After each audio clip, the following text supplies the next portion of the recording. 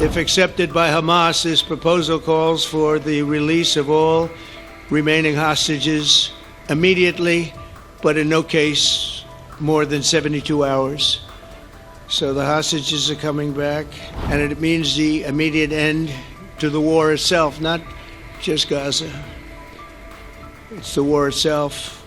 Under the plan, Arab and Muslim countries have committed, and in writing in many cases, but I actually would take their word for it, the people I mentioned, I'd take their word for it, to demilitarize Gaza, and that's quickly. Historic breakthrough in the Middle East. Israel and Hamas have agreed to the first phase of U.S. President Donald Trump's Gaza peace plan. Just a day after the second anniversary of Hamas's cross-border attack, indirect talks in Egypt have yielded an agreement on Trump's 20-point framework. The deal includes a ceasefire and a hostage prisoner exchange, potentially ending a devastating two-year war that has reshaped the region. Senior envoys from the U.S., Qatar, and Turkey facilitated the talks, adding momentum to the process. President Trump announced on Truth Social that all hostages will be released soon and Israeli troops will withdraw to an agreed line. Hamas confirmed the deal, calling for full implementation of the ceasefire. Israeli Prime Minister Netanyahu vowed to bring all hostages home, while details on timing and post-war administration remain unresolved.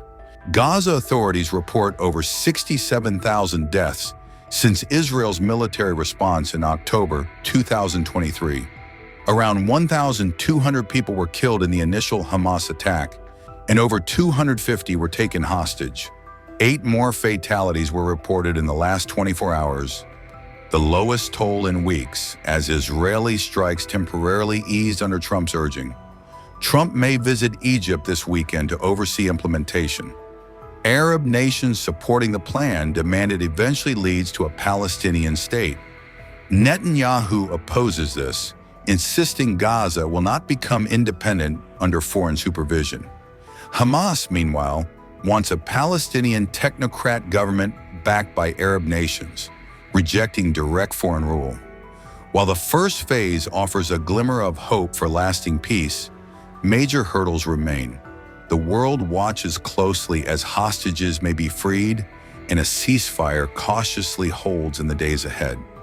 So today is a historic day for peace, and Prime Minister Netanyahu and I have just concluded an important meeting on many vital issues, including Iran, trade, the expansion of the Abraham Accords, and most importantly, we discussed how to end the war in Gaza, but it's just a part of the bigger picture, which is peace in the Middle East, and let's call it eternal peace in the Middle East.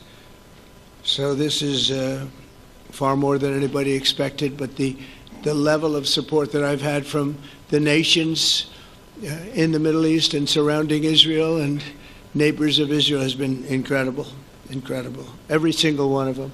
This afternoon, after extensive consultation with our friends and partners throughout the region, I'm formally releasing our principles for peace, which people have really liked, I must say. And these are done not just routinely done, these are done with total consideration and working with the nations that we're talking about. All of these nations have made contributions to those suggestions. I want to thank the leaders of many Arab and Muslim nations for their tremendous support in developing the proposal, along with many of our allies in Europe. Europe has been very much involved, and as I was called by many of the European leaders, most of them saying, is this true? Are you really doing peace in the Middle East? This is the most incredible thing we've heard. Some think it's the biggest thing they've ever heard. They called just to find out, was it just a rumor or is it actually done? And then they said, have you spoken to the Arab leaders? Have you spoken to all of the other leaders that we have to get? A lot of people involved in this one. I also want to thank Prime Minister Netanyahu for agreeing to the plan and for trusting that if we work together, we can bring an end to the death and destruction that we've seen for so many years, decades, even centuries, and begin a new chapter of security, peace, and prosperity for the entire region.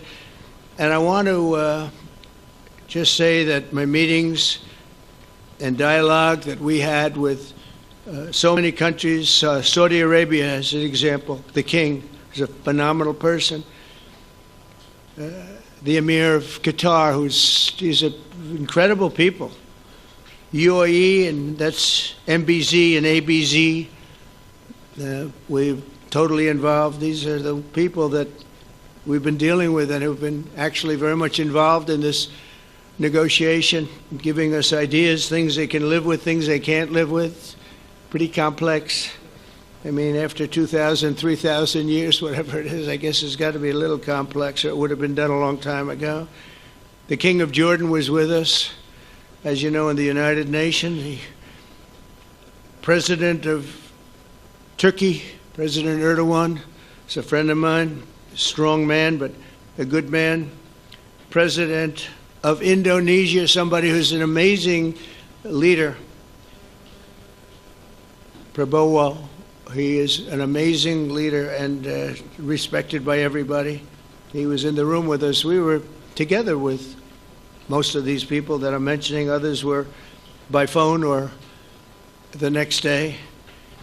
The Prime Minister and the Field Marshal of Pakistan, they were with us right from the beginning. Incredible. In fact, they just put out a statement that they fully believe in this pact. It just came out just as I was walking around. They said, "Sir, you have a big notice from the Prime Minister of Pakistan and from the Field Marshal that they back this 100%. President El-Sisi of Egypt, who's terrific. And these are people I've gotten to know over the years. I mean, I would say it started around 2015 and then went into 2016 when the presidency officially began. But I've known him actually for a long time, and there are many cases really great men. I can't say in all cases, but I will tell you in many cases they're great men and some great women too. They tend to be mostly men, however, I will say that. But if accepted by Hamas, this proposal calls for the release of all remaining hostages immediately, but in no case more than 72 hours. So the hostages are coming back, and I hate even saying this from the standpoint, doesn't sound right, but it is so important to the parents. The bodies of the young men, I believe in almost all cases, the young men are coming back immediately. I met with parents. The parents felt as strongly about getting the body of their dead boy back as they did as though the boy were alive and well. It's so important to them. And it means the immediate end to the war itself, not just Gaza. It's the war itself. Under the plan, Arab and Muslim countries have committed, and in writing in many cases, but I actually would take their word for it. The people I mentioned, I'd take their word for it, to demilitarize Gaza, and that's quickly. Decommission the military capabilities of Hamas and all other terror organizations,